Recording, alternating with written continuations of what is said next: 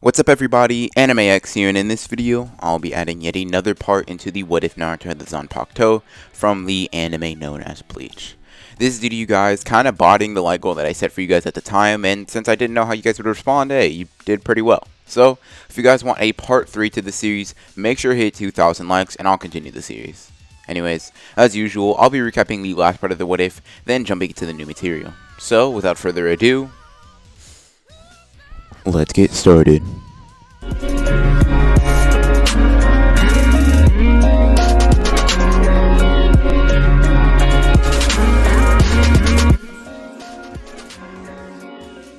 Now, in the last part of this What If, we basically just had the origin story for Naruto gaining his Zanpakuto, and I basically just established some lore that would basically take place within the series. Also, just keep in mind I will be explaining stuff as we go along, so for all of you that are watching this and haven't watched Bleach, I appreciate you. For all of you that do understand, bear with me because I do need to establish some lore, establish the things within the series. So, we'll jump right into the story with Naruto and the rest of Team 7 having won the bell test or having successfully become a team and moving on. Now, like I said, we left off with Naruto along with the rest of Team 7 coming together to become Team 7 just like they would have in the original. After they become a team, Team 7 initially participates in very easy, rudimentary, and basic tasks that are both a bore to Naruto and Sasuke, who crave some serious action. Whenever Naruto is not on a mission, sleeping, or eating ramen, Naruto is training, trying to master one of the coolest sounding abilities within the scroll that Minato left behind for him, being Shunpo, which translates to Flash Step in English. As you may assume, this is basically a speed technique and it just will amp Naruto's speed. Now this technique is extremely difficult because this is a speed enhancing technique that performs similarly to the body flicker, although its application can change drastically depending on the user. Now, as someone who has just recently learned that he has Ryatsu and spiritual pressure, a somewhat advanced technique like Shunpo is something that Naruto struggles to learn. Whenever he tries to use this ability, he doesn't activate it, meaning that he just runs around like an idiot, or he starts speeding up drastically before he loses his footing, trips, which interrupts the movement.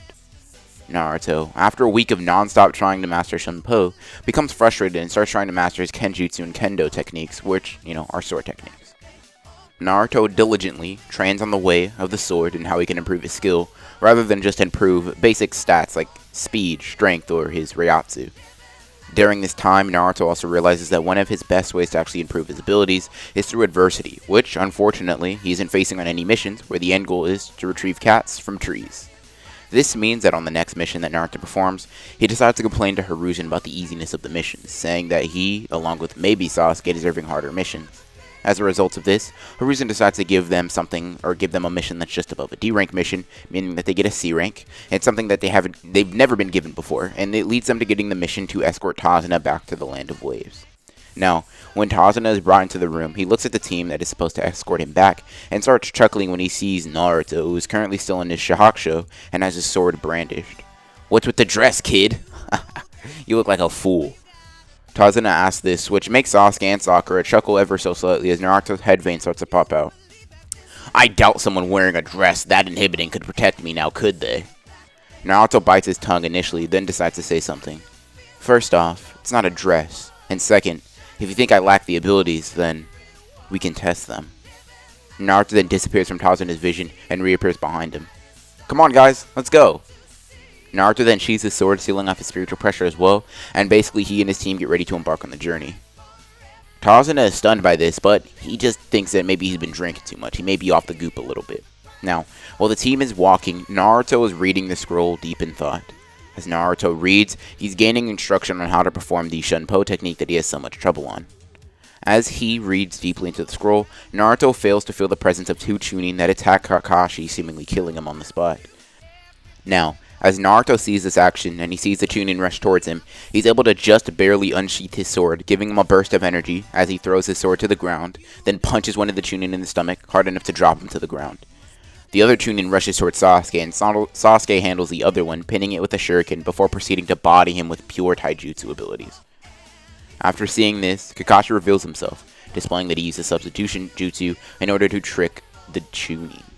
Now, as Naruto saw the body flicker technique in tandem with the transformation jutsu, he decided to take notes of this and decided to keep it in mind for his Shunpo training. After this, the team continues on with their travels. During this time, Sasuke approaches Naruto for the first time to genuinely interact and asks, "What jutsu did you use when you unsheathed your sword, or in general, what jutsu are you using?" Naruto looks down at his sword, trying to find some sort of explanation for what could possibly be, or what he could possibly be doing without tipping his hand. And Naruto then just resorts to saying that the sword acts as a seal for his abilities, and when he unsheathes the sword, or releases the seal, then that means it's also a release of his ability. Sasuke nods, initially confused, although he is able to see how this would be the case, seeing as how Naruto was always much weaker when his sword had been sheathed. Makes sense. Now, during the time that Naruto and Sasuke had been conversing, they had traveled a fairly large amount of distance, even crossing a misty river that stood between them and the bridge that Tazuna has to build. After a bit more traveling, Kakashi does get a weird feeling that quickly decides to tell everyone to get down, with Sasuke bringing Sakura to the ground, Kakashi grabbing Tazuna and shoving him to the ground, and Naruto grabbing his sword and ducking within the same movement, releasing his Ryatsu in the process. As this happens, the sword swings wildly above them overhead. The sword then lodges itself within the tree, and Zabuza lands on top of the sword, and he looks down at everybody else. "Give me the bridge builder, and I'll let your squadron go free." As Zabuza and Kakashi are going back and forth, Naruto gets a strange feeling from Zabuza and hones in on that feeling. He actually ends up seeing that spiritual pressure is emanating off of Zabuza's sword, which confuses him initially. Naruto quickly takes out the scroll and reads through it, waiting for everything to be explained. Why am I feeling spiritual pressure coming from that sword? Explain! The scroll then quickly writes an answer as Naruto reads it. "This sword is one of the 7 swords of the mist. Legendary swords that are very similar to Zanpakuto in its use of spirit energy, which can be fueled using chakra, which itself is based in the spirit and body. Essentially, the legendary swords of the mist are like Zanpakuto that are always within their release state. They cannot have a Bankai, seeing as how the users never really bond with them, but they are always in their Shikai state." So that's what Shikai is. This is due to everyone that wields his sword knowing its name and calling upon it, which allows the sword to have very special abilities. This one allows the sword to heal from its basically being broken from drinking the blood of its enemies. As Naruto hears this, many ideas and thoughts rush into his head, but he solely focuses on the matter at hand, which is surviving this encounter from Zabuza. Naruto then grips his sword and leaps at Zabuza while he's still on the tree, hoping to catch him off guard. And then, he swings, trying to hit him with a good slash. Naruto brings the blade above his head and sends it down crashing onto Zabuza, although the strike is blocked by the Executioner's blade, which is much larger than Naruto's blade, and Zabuza himself is much stronger. Zabuza then pushes Naruto away with his sword, knocking him to the ground, then uses a hidden mist jutsu to conceal his presence and get a few kills in before he has to fight the Jonin. As Naruto finds himself surrounded by mist, he tries to escape it, charging through the mist, where he sees Zabuza facing the opposite direction. Naruto smiles as he charges in and sinks his blade into his back. "I've won, Zabuza. You're not as skilled as I thought you were." As soon as Naruto does this, however, it's revealed that this was merely a water clone and Naruto has been bamboozled. Zabuza approaches Naruto from behind and swings his sword down at Naruto, although when it clips through him, Naruto reveals it was a mirage that he used, being able to use his brand new Shunpo. I guess adversity is the way to evolve. Now, as Naruto pulls out this lucky technique, he is breathing extremely heavily and hard, seeing as how the Shunpo is an extremely taxing technique, even when it's used basically with one step as Naruto did it. Now, due to Naruto being exhausted from the Shunpo, Zabuza uses this decides to attack the weakened Naruto and is about to kill him. Luckily, Kakashi is able to appear in the way, blocking the strike and protecting Naruto in the process. "Get back, Naruto!" As Kakashi then tells Naruto to step back and let him handle it as he and Zabuza start scrapping. Basically, they have a little bit of a water clone battle that Kakashi actually loses in. After this, Kakashi is sent flying into the water and is put in a water prison jutsu. Seeing this, Naruto and Sasuke know that they have to band together to put together a quick plan. Naruto nods at Sasuke after quickly conversing, and they formulate the plan. Naruto then disappears off and slashes at Zabuza from behind, forcing Zabuza to block this strike from a weird position with his sword. Sasuke quickly follows up, leaping over the land on the water before slashing at Zabuza's arm, forcing him to move back and break the water prison jutsu. Angry that his plan had just been messed up by 2 kids, Zabuza brings his sword down to kill Sasuke, although Naruto appears in the way, blocking the blade with his sword, although the blade does crack upon getting hit. Naruto strains to hold it up as Zabuza pushes down, but before Naruto could be cleaved in half by Zabuza's superior strength, Kakashi appears on the scene and does his thing. He uses the Sharingan to put Zabuza in a subtle genjutsu, then uses Sharingan's analysis abilities to copy and outspeed Zabuza in order to launch his own jutsu faster than he can, which results in Zabuza getting absolutely bodied by Kakashi using the Sharingan. Just like in the original, however, Zabuza is quote-unquote saved by Haku, and Kakashi passes out, resulting in the team heading to Tazuna's place to rest. After their encounter with Zabuza, Naruto and Sasuke are carrying Kakashi back to Tazuna's house, giving Kakashi a break from using the Sharingan, and letting him recuperate from the mission in the first place. After laying Kakashi down, Naruto and Sasuke headed to the forest and start training separately. Sasuke is training his taijutsu abilities and practicing the few jutsu that he does possess, trying to hone them, lessen the amount of chakra that they require, and amp the strength of them. Naruto is currently practicing his Shunpo even more, as he wants to be able to do more than one single step of Shunpo, along with limiting the amount of strain that each step puts on his body. Now, after a few hours, Naruto decides to take a break from that and asks the scroll some questions. Alright, it's finally time that I ask you. If you are the words of wisdom that my dead father has, then how come you know so much, and you could still talk to me? If you really are out there somewhere, why don't you come find me, Dad? Naruto asks it to the scroll, initially getting absolutely nothing from it. Huh, I knew it. This can't be from my dad. He would be here if he could. Then, just as Naruto is about to put the scroll down, a set of instructions are written on the scroll. Naruto follows these steps to the letter, seeing as how it says that it will give him some answers. First, Naruto unsheathes his sword once more. He then grabs the scroll in his left hand and makes sure that the seal on his stomach is exposed. Naruto then slams the blade straight into the seal, just like the scroll dictated. Now, when the sword pierces the seal, Naruto doesn't feel any pain or has any blood spilled from this, but the sword passes through Naruto, almost like a key slamming into a new lock.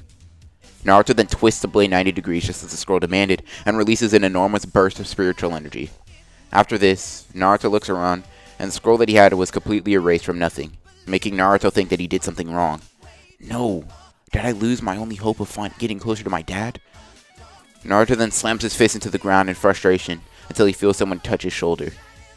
Naruto slowly turns back to see someone behind him. Naruto sees someone stand behind him with a huge, infectious smile that makes Naruto smile even though he has no reason to. Naruto can't tell that this person is a spirit, or he can tell that this person is a spirit, based on the fact that they look somewhat translucent and the fact that they're floating in the air, seemingly an ability that only he has. The spirit then just laughs as he looks at Naruto. Hey, son. The spirit then waves at Naruto as Naruto's eyes widen beyond belief. Naruto notices the fourth Hokage cape on his back, and something clicks. Son? Why is the fourth Hokage... Naruto's voice trails off as he realizes that the spirit floating in front of him is his dad. Naruto rushes to the spirit and hugs him, being able to actually touch him in a Shinigami form. As Naruto hugs Minato, he digs his face into the Hokage's jacket and lets out a ton of tears that he's held back, and basically held all the trauma and loneliness that he had to deal with in those tears without his parents with him. I miss you, Dad. Minato just holds his son as Naruto cries into his jacket for a bit. After a bit of crying, Naruto pulls himself back and wipes the tears from his eyes. How are you here? I thought you were dead. I thought that's what the scroll said. Minato chuckles as he understands Naruto's confusion. Well, you see, Naruto, before I died, before I sealed something within you, I sealed a part of me and your mother's soul within your body. That way, if certain events were to ever take place, we'd manifest temporarily and help you out of a tough situation.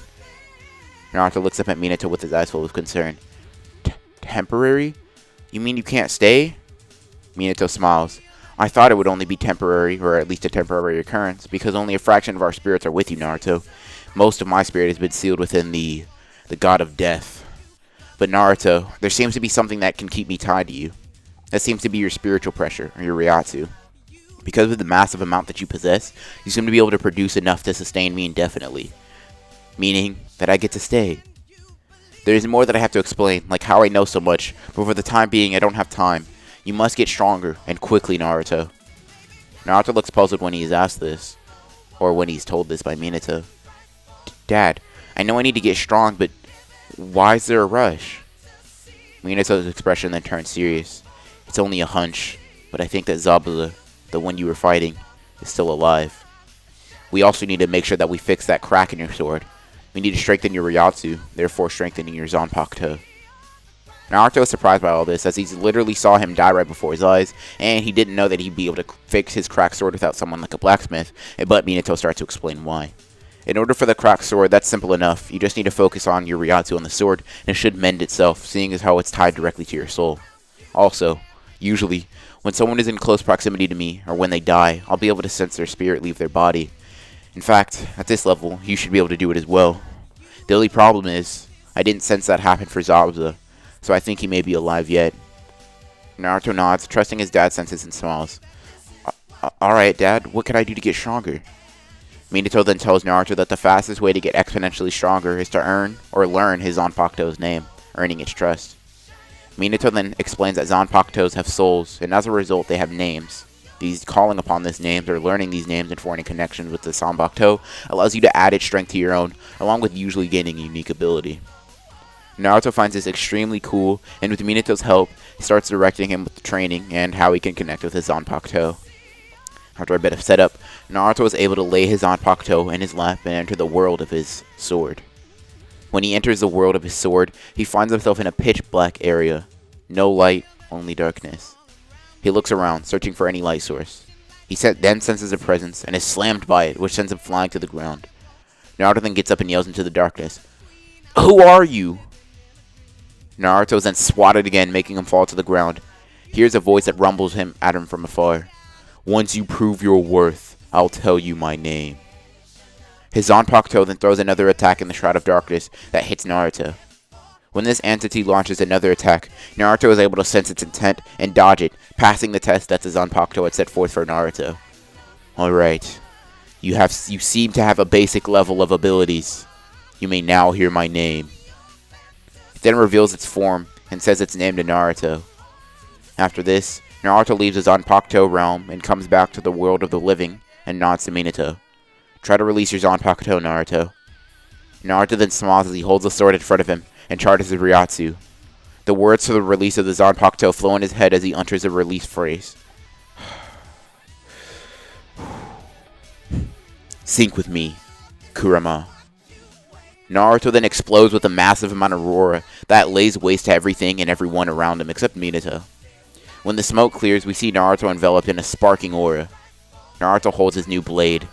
The sword is slightly more curved than your average katana, and the blade seems to end up being slightly shorter than your average katana would be as well. It's more compact. The main difference with the blade, however, is that the sword has 9 holes within the blade, making it a weird and unconventional weapon. As Naruto unleashes his Shikai, he smiles at Minato, proud. And that, everybody, is where I'm going to end part 2 to the What If Naruto Had a Zanpakuto What If. If you guys did enjoy and want another part, make sure to hit the like goals that I set for you guys. I'm pretty sure I said 2,000 likes. Also, shout out to Shane on Discord because he is the reason that I'm able to use this image, this custom-made, awesome, fire, powerful Naruto picture for my thumbnail. So I appreciate him. I will, shout out him at Shane. He's in my Discord. And if you guys want to see kind of art that he got, see his skill, the power of drawing that he has, seriously, go in the Discord, look in the art section. He's really good at what he does, right? That's why I used it. Yeah, he's pretty fire. So, kind of segueing into that, if you guys did enjoy, or also if you guys do enjoy me personally and just want to interact with me on a more personal level, I will leave links to my social media down below. That includes my Discord, my Twitter, Instagram, all that kind of good stuff down below. I'm answering DMs, answering text messages, all that kind of good stuff. I'm talking to you guys, interacting with you guys as much as I possibly can. So, anyways, as usual, I hope you enjoyed the video. And as always, guys, this is Anime X. Hoping that you hit the subscribe button if you're not already subscribed. Signing off.